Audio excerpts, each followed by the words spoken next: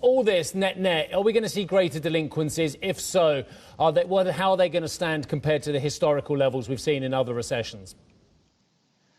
Certainly the survey points to the risk of increasing late payments broadly. And I think what we've seen also in the last 6 months in particular has been an increase also in particular in consumer credit utilization, both in credit cards and other types of consumer credit. And in an environment with reduced real disposable income and reduced affordability, the risk of late payments is obvious, and the risk of increased credit losses is obvious.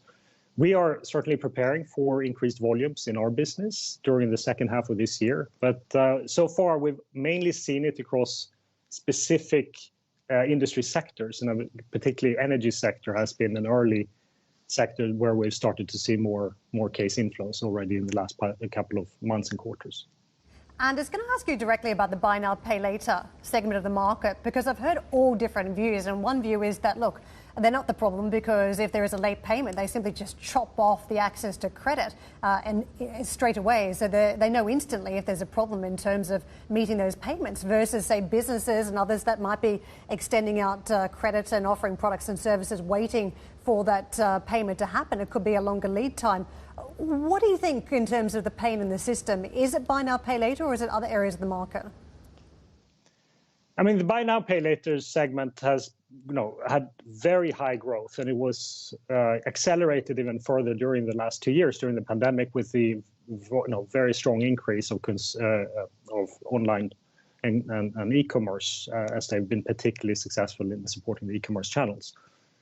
I think when we look at the buy now, pay later sector from our perspective as a recipient of late payments from that sector for the ones that we work with, on the first hand, we are very cautious which ones we work with, because for us, it is extremely important that the buy now, pay later operators have sustainable credit practices and don't have aggressive lending practices. Because if they do, and I think there is room for that, and I think there is some truth to what you were talking about before in terms of the need for affordability analysis as part of the assessment in the credit practices of the buy now, pay later companies, because otherwise it is very available, it is very accessible, and therefore it may lead to unaffordable shopping behavior for consumers, for instance. And obviously everyone needs to take a responsibility for their own behaviors, but then again, I think the buy now, pay later companies do have a responsibility to ensure they have sustainable practices.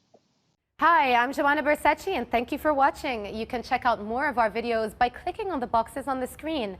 And don't forget to subscribe to our channel for more from CNBC International. Thank you for watching.